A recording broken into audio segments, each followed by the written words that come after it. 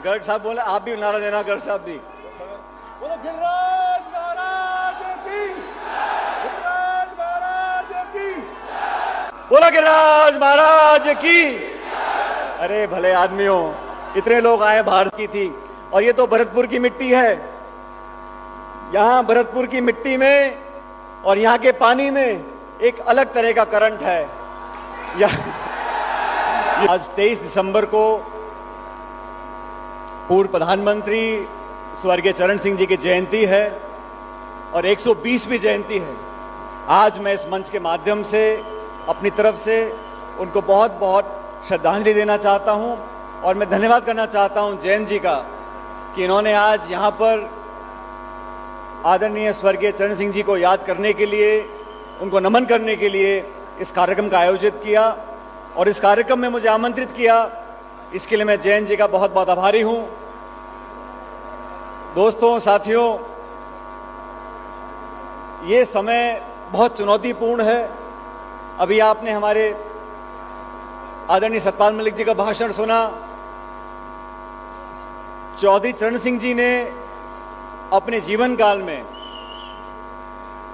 एक ऐसे वर्ग के लिए संघर्ष किया जो वर्ग आज भी वंचित है, जिस वर्ग को सबकी सहायता की जरूरत है। किसान वर्ग जो जमीन में मेहनत कर कर अनाज पैदा करता है, उसकी सहायता सहयोग करने के लिए सभी लोगों को सामने आना होगा। ये बात कल भी सच थी, आज भी सच है और आगे भी सच होगी। इसलिए आज मंच पर जितने सब लोग बैठे हैं वो सब किसानों के लिए, मेहनतकश लोगों के लिए और इस देश की उस जनता के लिए जो इस पूरे मुल्क का पेट पालती है, उन लोगों के लिए एक साथ खड़े होने का समय आ गया। इसलिए दोस्तों, बुजुर्गों, नौजवान दोस्तों,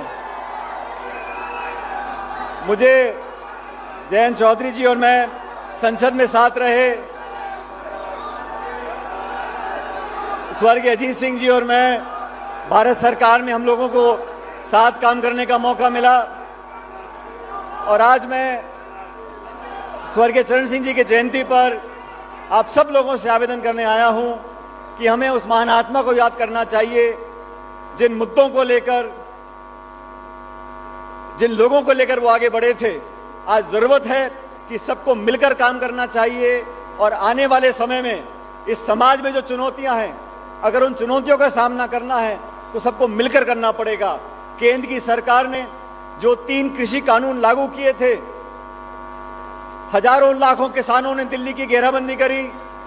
जयंत जी ने पूरे पश्चिम उत्तर प्रदेश में मुहिम को साथ दिया और अंत में केंद्र सरकार को अपना सर झुकाकर माफी मांगकर वो तीनों काले कानून वापस करने पड़े। ये इस बात को दिखाता है जब किसान एकजुट हो जाएगा, जब किसान की बात को मजबूती मिलेगी तो बड़े से बड़ी ताकत को हमारे सामने झुकना पड़ेगा। आज 2 बीघे में, 4 बीघे में खेती करने वाला किसान किन चुनौतियों का सामना करता है? खाद की, बीज की, बिजली की, पानी की क्या दरें हो गई हैं। और ऐसे कानून बना दें जो किसान की कमर तोड़ दे, ऐसे लोगों को मुंह तोड़ जवाब देना बहुत जरूरी है।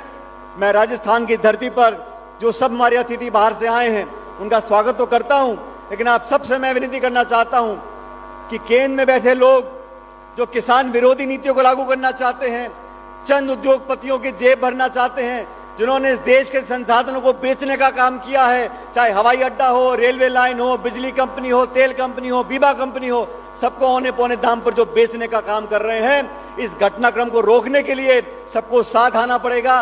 और भारतीय जनता पार्टी जैसी पार्टी जो लोगों के विरोध में काम करती है, उसको मुंहतोड़ जवाब देना पड़ेगा। मैं तमाम नौजवान साथियों का आह्वान करना चाहता हूं, जयंत जी, आप उत्तर प्रदेश में या बाकी राज्यों में हम सब लोग मिलकर भारतीय जनता पार्टी को, अगर हम सब लोग इकट्ठा मिलकर काम करेंगे तो कोई कितनी बड़ी ताकत लेकर आ जाए, लेकिन किसान के सामने उसको झुकना पड़ेगा। ये संदेश यहां से जाना चाहिए। आज हम चरण सिंह जी को याद करते हैं। उन्होंने हमेशा विचारधारा से उठकर किसान की बात की थी, नौजवान की बात की थी, किसानों को जोड़ने की बात की थी। और ये तो भरतपुर की मिट्टी है। यहां भरतपुर की मिट्टी में और यहां के पानी में एक अलग तरह का करंट है।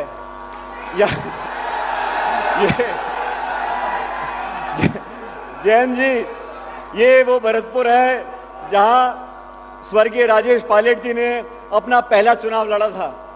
मैं उस वक्त 3 साल का था और तब से यहाँ की जनता ने, 36 कौम के लोगों ने, चारों धर्म के लोगों ने मुझको, मेरे परिवार को असीम प्रेम और प्यार दिया है। इसलिए यहाँ की जनता का ऋण भरतपुर के लोगों का, भरतपुर के मतदाताओं का, यहाँ जितने नौजवान आपको दिख रहे हैं ये शायद पैदा नहीं हुए थे 1980 में, लेकिन ये सब जानते हैं कि इस मिट्टी से हमारा जो लगाव है उसे दुनिया की कोई ताकत नहीं तोड़ सकता। और इस लगाव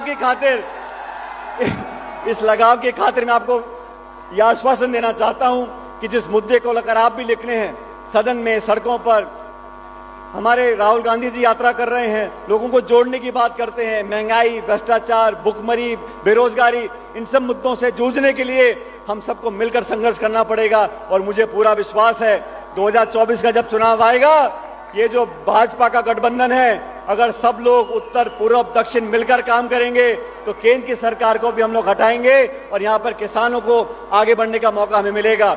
आज आपने मुझे यहाँ पर आमंत्रित किया, मैं आपका धन्यवाद करना चाहता हूँ। आपका राजस्थान आप आए, आपका स्वागत करना चाहता हूं और यहाँ के 36 कौम के लोगों से आवेदन करना चाहता हूं, आने वाले समय में मिलकर काम करेंगे और जो वादे किए हैं उन वादों को हम पूरा करेंगे। मेरे साथ जोरदार नारा लगाना, बोला गिरिराज महाराज की। अरे भले आदमियों, इतने लोग आए बाहर से और आवाज आपकी निकल नहीं रही। बोला गिरिराज महाराज की। गर्ग साहब कहाँ हैं? गर्ग साहब बोले, आप भी नारा देना, गर्ग साहब भी। बोलो गिरिराज